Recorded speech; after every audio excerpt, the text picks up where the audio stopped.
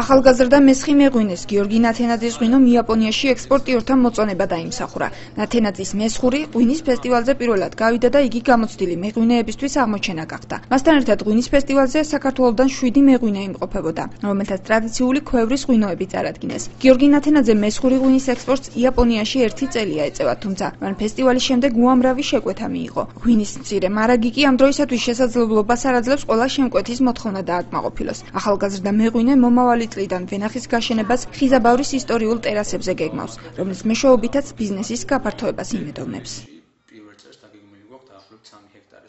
ვიყოფებთ 3 ქალაქში, ოსაკაში, ტოკიოში და კიოტოში.